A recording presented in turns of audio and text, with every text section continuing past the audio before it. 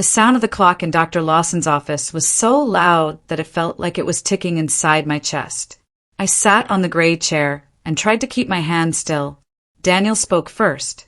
His voice was calm and gentle, the voice he used when he wanted to look like the good guy. He told Dr. Lawson that our marriage problems were all in my head. He said I imagined arguments that never happened and forgot things he clearly said. He said he was worried about my mental state. I felt my throat tighten. None of what he said was true, but it sounded neat and believable. Dr. Lawson wrote notes without looking at me. When I tried to speak, Daniel talked over me, still smiling a sad smile. Dr. Lawson finally turned to me and asked if I had ever considered that maybe the problem was not real, but my imagination. I felt myself shrinking inside, but I held back tears. If I cried, I would look unstable. If I argued, I would prove their point. I sat there, quiet on the outside and burning on the inside.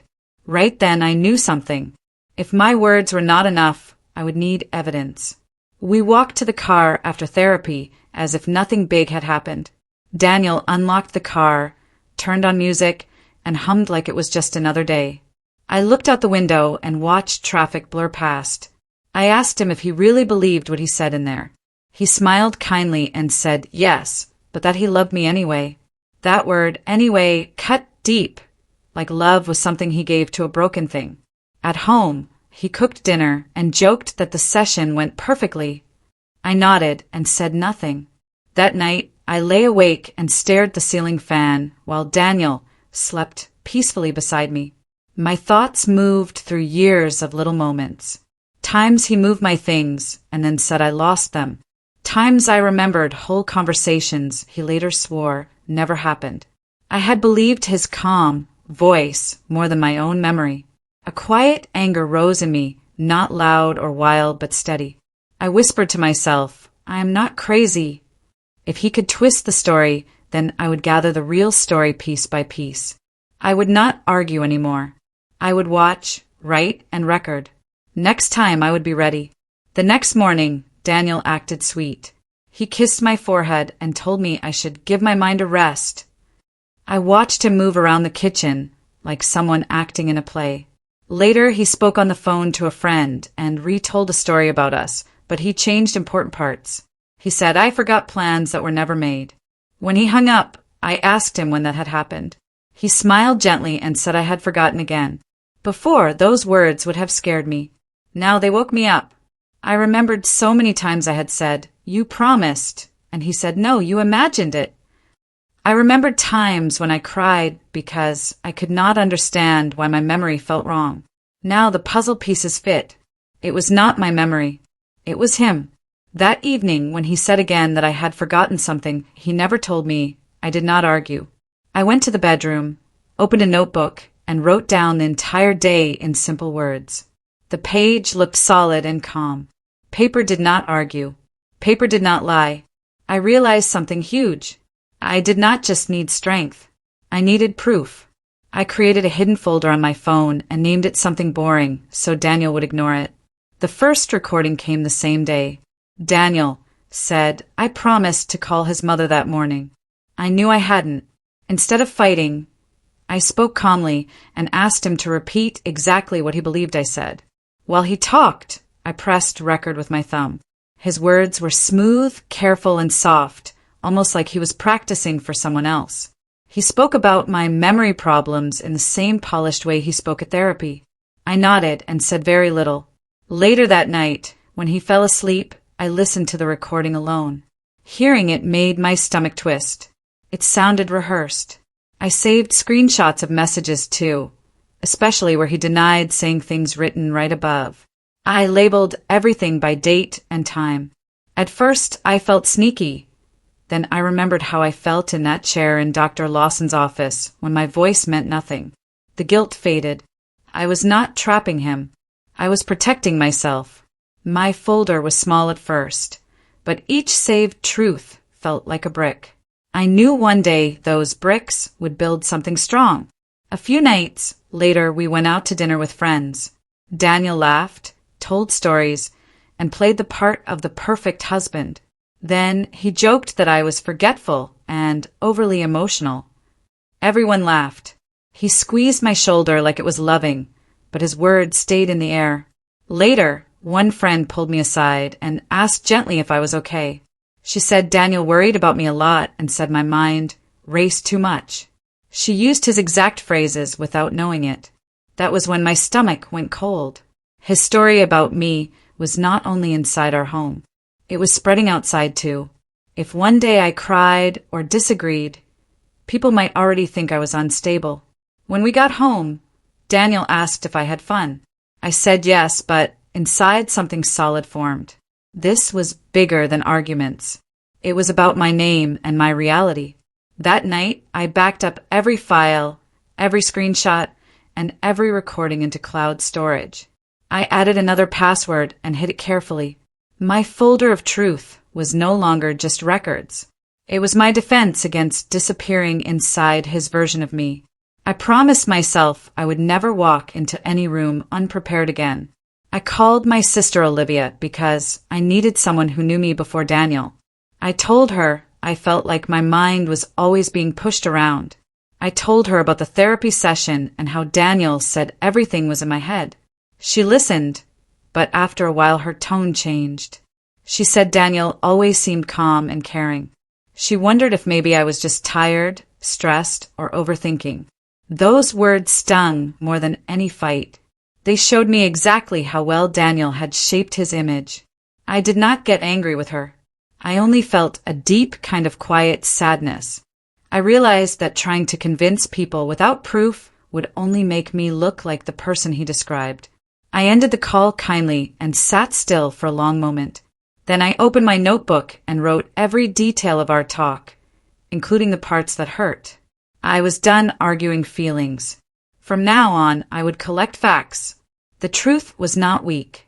It had simply not been organized yet, and I was going to organize it until no one could ignore it, not even Daniel, not even our therapist. One night, Daniel started an argument out of nowhere. He said my tone in the morning had been rude. I remembered barely speaking. Suddenly, his voice changed. He slowed down and began using long sentences, repeating certain words. I recognized it at once. He was practicing. He sounded like he was already talking to Dr. Lawson, not to me. My heart pounded, but my face stayed calm. I placed my phone face down on the shelf and pressed record. I answered him in short, steady sentences. He raised his voice, then softened it again, shaping the scene the way he wanted it remembered. At the end, he said the same chilling line. "You won't remember this, right, anyway?" That sentence told the whole story. After he left the room, I stopped the recording and listened to it alone. It captured everything. His script, his control, my calm questions. I labeled the file with the date and time and added it to my folder. For months, I had doubted myself. Now I had something solid. I finally understood that I was not confused. I was being made to feel confused on purpose. A few nights later, something strange happened. Daniel talked in his sleep. His words were broken, but clear enough to understand. He mumbled about keeping the story straight and not letting her change it. My heart raced, but my mind stayed very steady. I quietly clicked my recorder again and caught the last part of his sleep talk. In the morning, he acted cheerful and made coffee like always. I asked if he had dreamed. He said no. I pressed play for just a few seconds. He froze, then quickly said sleep words mean nothing. Still, he stayed quiet for the rest of breakfast. For the first time, I saw real fear in his eyes, not anger or control, but fear that his story might not be safe anymore. That moment changed something in me. I realized power could shift without shouting. It could move through simple truth, carefully kept in small files. He now knew I was not only listening. I was recording, remembering, and preparing. I was not just the person in his story anymore. I was becoming the person who could finally tell mine. Our next therapy session felt different even before it began. I already knew the path they would try to take. As soon as we sat down, Dr. Lawson spoke about my possible confusion patterns. She used Daniel's exact phrases. Daniel stayed quiet this time, playing the role of the patient, worried husband. Every example I tried to share was softened, questioned, or turned back onto me. I watched it happen like slow rain sliding down glass. My old self would have cried or argued until my throat hurt. Instead, I went still inside. I understood something important. I did not need to win that single moment. I needed to win the truth. So I stopped fighting in circles. I answered lightly and saved my strength. I knew the day would come when the real story would enter this room in the form of dates, voices, and screenshots, not tears. When the session ended, Daniel looked pleased. Dr. Lawson looked convinced. I walked out feeling bruised but focused. They thought silence meant defeat. They were wrong. My silence meant preparation. I made a private appointment with another therapist named Dr. Lin without telling Daniel. I told her my story using no names, only facts. I explained how events kept being rewritten, how I was told I forgot what I clearly remembered. She listened without rushing. Then she explained gaslighting in simple, steady words. She said, when someone constantly twists your reality, your brain begins to doubt itself, and that doubt is not proof of illness. It is proof of manipulation. My eyes filled, not from weakness but from relief. She said my feelings did not make me unstable. They made me aware. She also said to keep my records safe and to protect myself emotionally and practically. When I left her office, the world looked clearer, as if someone had cleaned a foggy window. On the way home, I made new promises to myself.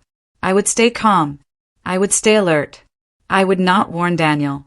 I would simply be ready. Truth does not need to shout. It only needs to be shown in the right light. When I got home, I turned all my saved pieces into order. I sat at the table with my notebook, laptop, and phone. I lined screenshots in date order, so anyone could follow them without guessing. I matched each one with journal entries I had written on the same day. I added short notes like, he said this in the morning, denied it at night. Patterns began to appear like lines on a map. I saved audio clips where my voice stayed calm and his story kept changing. I kept my files simple and clear so they could speak for themselves. I uploaded everything again to cloud storage in case anything happened to my phone. Then I emailed copies to myself under a boring label. Looking at the whole picture gave me strength. I finally saw my life from the outside, not through his words. I felt sad about how long it had been like this, but I also felt steady. For the first time in a long while, my reality felt solid beneath my feet. Facts were no longer floating around my head. They were lined up, saved, backed up, and ready for the day they would be needed. A few days later, I received a message that changed everything again. Daniel's coworker Jason sent me a kind note asking if I was all right. He said Daniel often mentioned that I was mentally fragile. He said Daniel told different versions of events to different people at work. Jason said he wanted to check on me because something did not feel right. My heart beat fast as I read his words. I thanked him and kept my reply simple. Then I saved the entire conversation. It was proof that Daniel was not only building the story in therapy, but also in public. He was planting it in other minds so that if conflict ever came, his side would already sound true. I sat still for a while, letting that sink in. This was not just about marriage fights. It was about my name, my reputation, and maybe my future. I did not cry. I opened my folder and added Jason's messages to it. I realized I was no longer moving through fog. I was walking through a map that I could now see clearly. That map pointed toward one thing. The truth needed to be shown in front of the person who helped him spread the lie. Not long after, Daniel told me I had forgotten a big anniversary plan he had created. He looked hurt when he said it, like I had ruined something special. The strange thing was, I knew the plan never existed. Instead of shouting or defending myself, I went to the bedroom, opened my laptop, and printed our entire email and message history from that week. I brought the stack of paper back and placed it gently on the table between us. I asked him to show me where he had told me about this plan. His face tightened. He flipped through the pages but found nothing because there was nothing. He did not apologize. Instead, he grew angry that I had kept records and collected things. His anger at the proof told me more than his words ever could. It showed what mattered to him was not the truth, but control of the story. I stayed calm, said nothing more, and walked away. Later, I added the entire event to my journal. I recorded his exact words and the time they were said. I did not need to win the argument. I only needed the truth written down. Daniel began to notice that I was different. I did not cry like before. I did not beg him to understand me. When he accused me of forgetting, I asked for dates and examples. Many times, he suddenly had none. My quiet questions made him uneasy because they did not fit his script. He tried to trigger my emotions on purpose. He raised his voice, then softened it.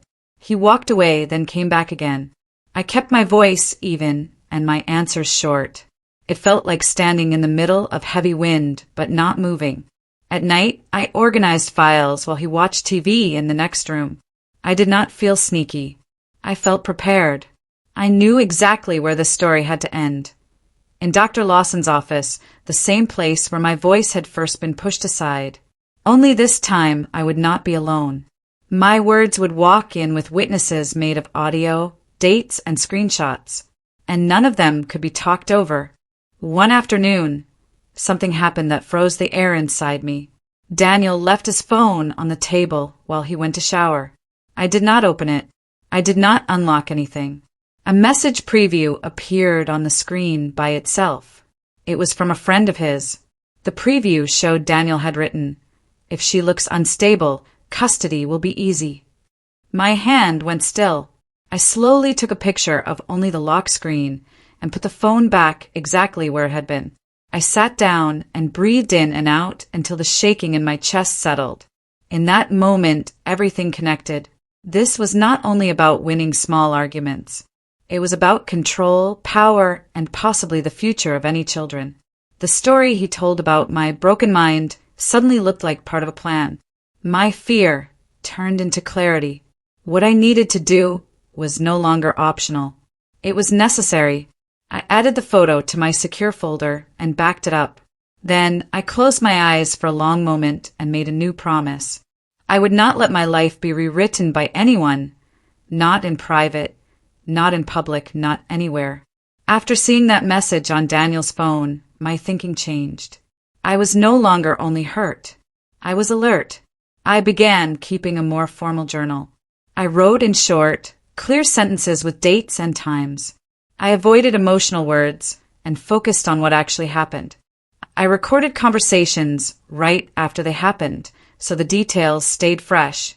I stored everything in cloud storage and on a small hidden drive inside an old book in our living room. I matched journal entries with screenshots and audio clips, so each part supported the other. When I looked through everything, the pattern was obvious.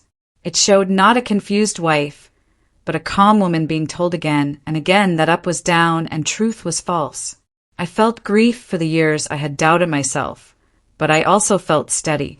I knew exactly where I stood now. My mind was not weak. It had been under pressure, and it had survived. Each record I added made me feel less trapped. I was building a structure made of facts that nobody could knock over just by talking smoothly. A week later, Daniel told me we had another therapy appointment with Dr. Lawson. He looked pleased, almost relaxed, like he was walking toward a win he believed was guaranteed. He told me to tell the truth this time, and said it gently the way someone might speak to a child. I nodded and said nothing. Inside, my plan was already set. That night, I gathered everything I needed. I printed only the clearest examples of lies, contradictions, and gaslighting. I chose 2 short audio clips that showed exactly what happened without shouting or insults. I added a 1-page timeline in simple words. What he said, what actually happened, and the proof beside it. I placed everything in a neat folder and slid it into my bag. Then I practiced speaking calmly in the mirror. No yelling. No tears. Just simple truth. I was not trying to embarrass him. I was trying to protect myself and my reality. For the first time since therapy began, I looked in the mirror and recognized my own eyes again. The night before the session, Daniel suddenly changed. He came home early with my favorite meal. He sat close and talked about the early days of our marriage, about road trips and laughter. Then he said maybe we should cancel therapy and just start fresh. He said healing was more important than talking to strangers. His timing told me everything. He felt something shifting and wanted to stop it before it reached the light. I smiled softly and said canceling might be a good idea. He relaxed, thinking things were back under his control. When he fell asleep, I did not cancel anything. I checked my folder again, then placed my printed evidence into my purse. I set 2 alarms, one on my phone and one on a small clock. I lay awake for a while, not afraid, just steady. I knew the next day mattered. Not because I wanted revenge, but because I wanted my voice and my reality to exist again without being pushed aside or twisted into something else. I arrived early at Riverstone Counseling Center and sat quietly in the waiting room. When Dr. Lawson called me in first, I handed her a sealed envelope and asked her to open it during the session after hearing both sides. She agreed and set it aside. Daniel arrived, smiling and relaxed. As soon as we sat, he began speaking smoothly, almost word for word like before. He talked about my imagined fights and false memories. He said he was tired but still trying to help me. I said little. I watched Dr. Lawson as she listened. Then she opened the envelope. Inside were the printed screenshots, the timeline, and instructions to play 2 short audio clips. As she read, her expression changed. She pressed play. Daniel's own voice filled the room as he spoke about keeping the story straight and making sure I looked confused. The second clip showed him changing details over and over while I stayed calm. Daniel stopped mid-sentence. His confidence slipped. For the first time in that office, I did not feel small. I felt seen. The room went silent after the recordings ended. Even the clock on the wall seemed to fade. Dr. Lawson looked at Daniel and asked him directly about the messages and recordings. He opened his mouth, then closed it again. The practice lines he always used did not fit the moment anymore. The proof was too clear. She read aloud parts of the timeline, showing how his words changed from day to day. Then she spoke slowly and carefully. She said what he was doing had a name. She called it emotional manipulation and gaslighting. She said therapy could not help us if one person was rewriting reality. I did not speak. I did not gloat. I only breathed in a calm way I had not felt in months. Daniel went quiet in a way I had never seen. Not dramatic, just stunned. He had built his story with words, but it collapsed under facts. I realized then that I did not need to shout to be strong.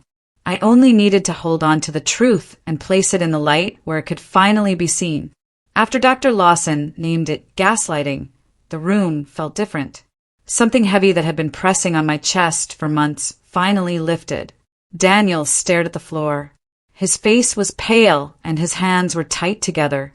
Dr. Lawson did not raise her voice. She spoke clearly and firmly. She said trust could not exist where one person twisted truth and then blamed the other person's mind. She said the story about my broken memory did not match the evidence. She asked Daniel if he understood the harm he had caused. He tried to deny once, then stopped when she held up the printed messages. For the first time, he had nothing to lean on. I did not cry. I did not argue. I just listened as my reality was confirmed out loud. We finished the session slowly. Dr. Lawson suggested individual therapy for both of us and said couples therapy could not continue unless honesty did. Daniel nodded without looking up. When we stepped outside, the air felt cool on my face. I was not the confused person he had described anymore, not to myself and not to the therapist. I felt steady in my own life again. Outside the office, Daniel asked if we could talk. We sat on a bench under a gray sky. He said he was sorry, but his words focused on losing control, not on how he had hurt me.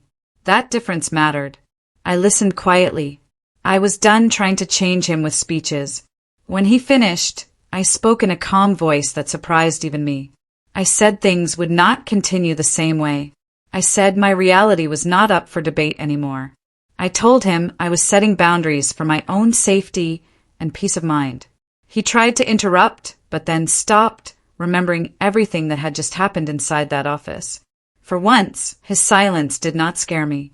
It made space for my voice. We walked to the car without touching. I felt the shape of my life changing, not in a loud, dramatic way, but in a slow, strong one.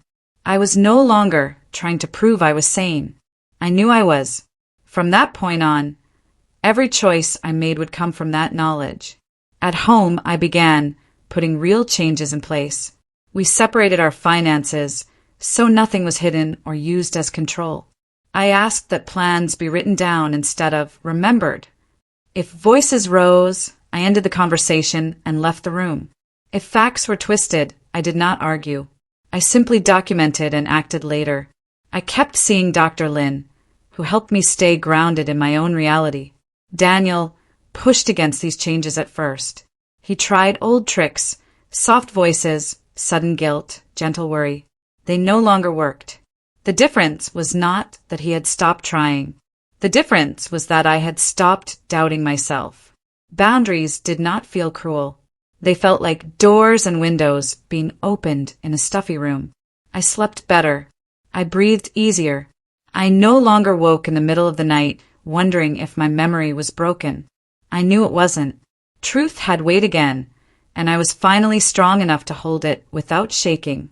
In the following weeks, people around us began to notice changes. I spoke less but more clearly. When friends asked how I was, I said I was choosing peace and truth. I did not tell the full story. I did not need to. Daniel tried to retell old jokes about my fragile mind, but the confidence in his voice was gone.